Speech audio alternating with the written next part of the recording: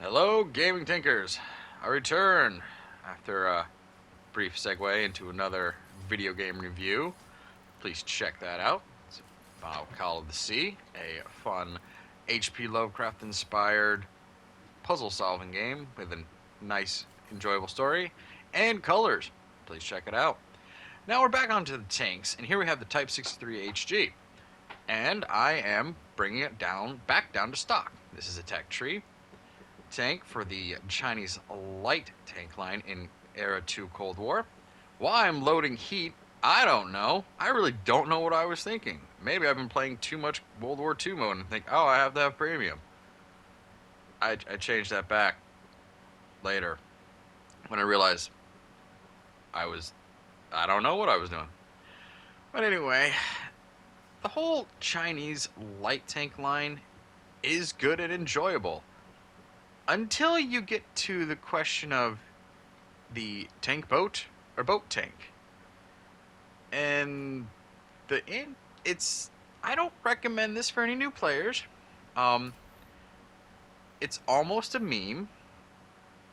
Maybe this year's Awaken mode or future Awaken mode, this will become a Halloween pirate boat skin.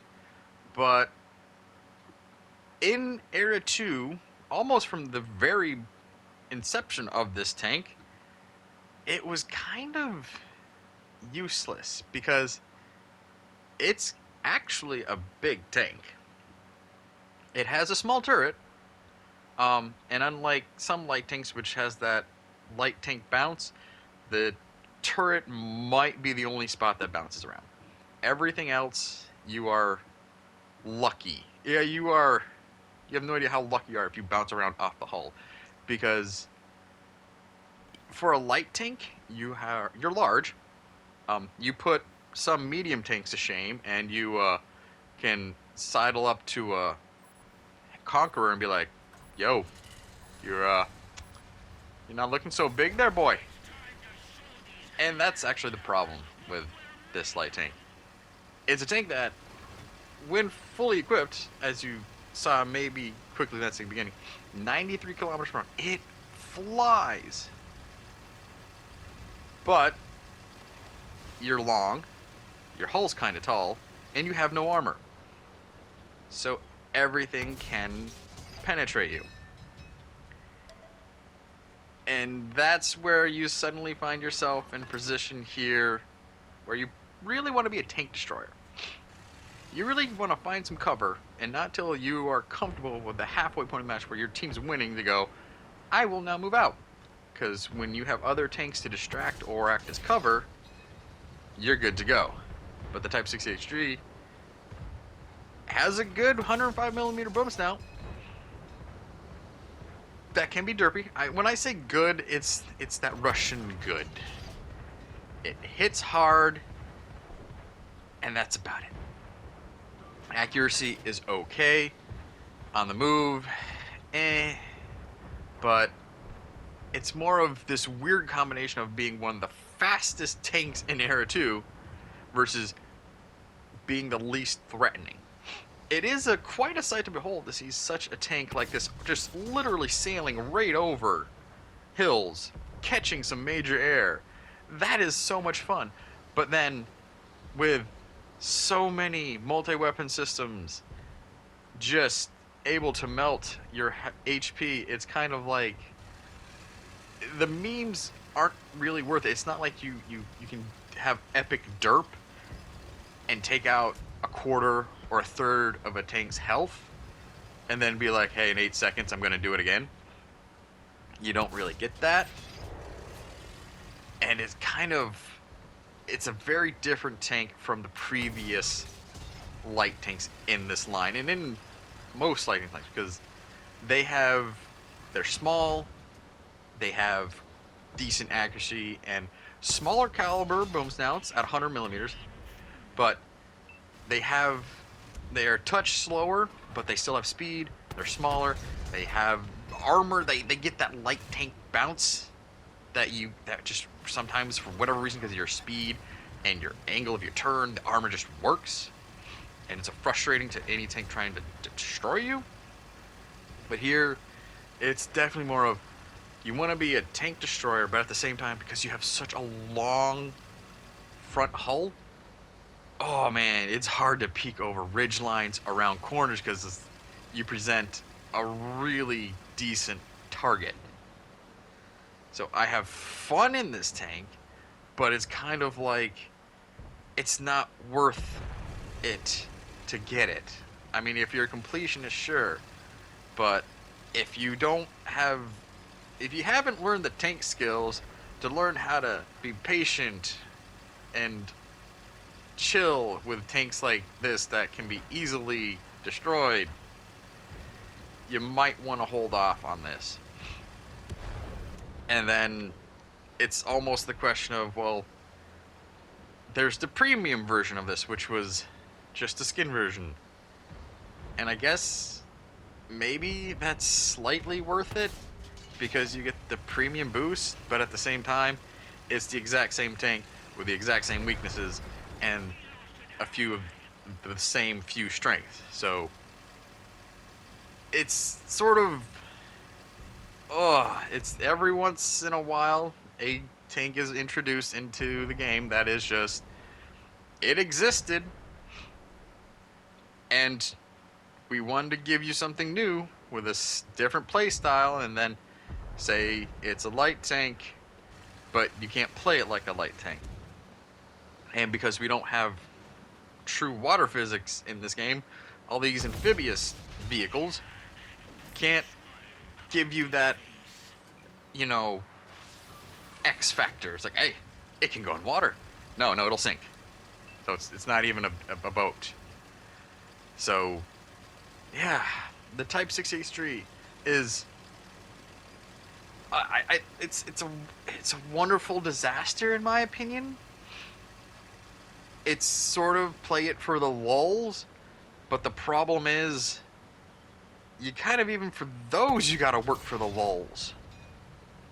And that's kind of where it's not that fun of a tank, and with the German light tanks now, with more ATGMs, more multi-weapon systems, it's kind of just, it's not, I won't say it's outdated like the Object 120 tank destroyer, but it's just there. It doesn't work. It sort of can work, but you always have to be prepared to be completely outgunned. And that's why I say this is a tank you might want to save for last.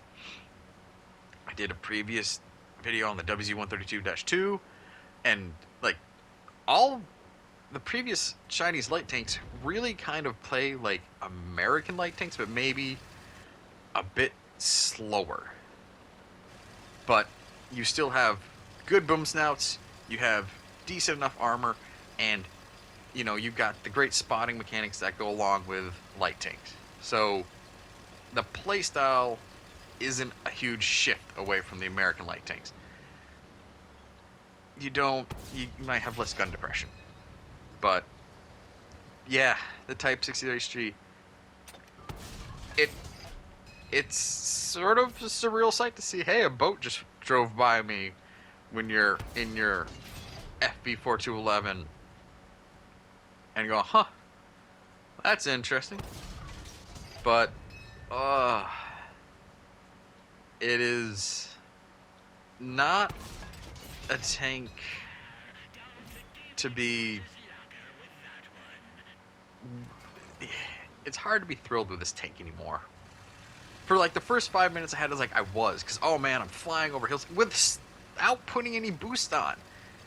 And then of course, once you put on the engine, you put on the tracks, you put on the gas, it just flies. It still flies. It's even more fun until you run into an enemy tank.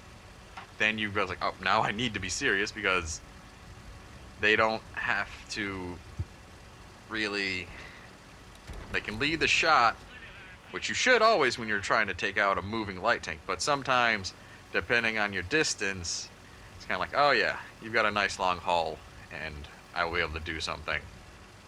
So, For like the first 5 minutes, I loved the Type 63 HG, and then it was kind of like when I play when I kind of want to be ridiculous and just have a bit of dumb fun, and then kind of all right, you get your sillies out. Sometimes you just have a little moment of laughter or silliness, and then also at the same time it's other like you feel like you got to prove yourself. I'm like, huh, look what I can do in this thing, and that kind of I do that too sometimes with this tank. But again, it's shifting the playstyle to being a lightly armored tank destroyer, and then you're suddenly going, well, oh wait, do I want a fast tank or should I just start focusing all my energy on gun accuracy or boom sound accuracy? Sorry, YouTube. It's and that's also where it gets to be a problem. Things like, what? How do I want to make this tank work for me? Seriously, or just bomb around laughing like a hyena, trying to, until you get slammed by an M60A2 with HE, or the Sheridan's HE, or the Object 120's HE, and that's just the HE rounds. And then of course, if someone's got a decent skill with ATGMs, it's and then of course, if they have an autocannon, just get peppered. Watch those little slivers of health just melt away. And they do burst fire with tanks like these, and you have an autocannon, burst fire, help maintain that accuracy, and just like, this is a tank that can be really good at helping other players get the XP they need at the end of the match, and that's sort of where you have to be really aware of that. I know I'm really coming down on this tank, but the truth of the matter is, like, yeah, you kind of got to be like a little bit looking to be silly, or you're just like you've had a few, you're a little tipsy, and you're just like, I want to go fast. It's sort of that kind of tank. If you don't like the ATGMs or autocannons, but you want to go fast and you want to have a proper boom snout, I guess, yeah, try this tank out. Or boat. Or fighting vehicle. Yeah, that's my main recommendation. But then again, it really would probably be in your better interest to learn how to use ATGMs on the move while we still can.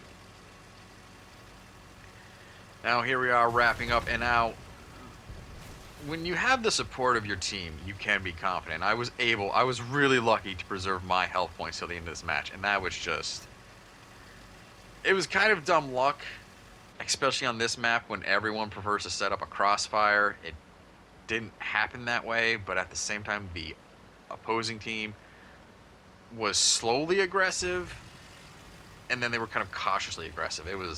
There was no real main charge, and nor did they want to take up a more static and defensible position, which would have forced me to expose so much of my tank to try to just locate and detect the enemy team. So that's why this was a very different match than how this map usually goes, and I was competent enough to take advantage of it and not so much use my speed, just more of try not to sit still long enough to get hit. And sometimes RNG worked in my favor. Saw some rounds just drop that were meant to take me out. So, well, that is a Type 63 HG. Be look good if it had a few pirate boat cosmetics, but Wargaming isn't always big on the tank skins for some weird reason. Looking forward to another premium tank in 2 weeks. So with that said, in your comments below, tell me, what do you think of the Type 63? What is your version? Do you have another tank that you also feel is could be good but just isn't? And I hope the RNG's in favor, and you keep your tracks on the ground. And I'll catch you in the next one. Oh, like and subscribe. Goodbye.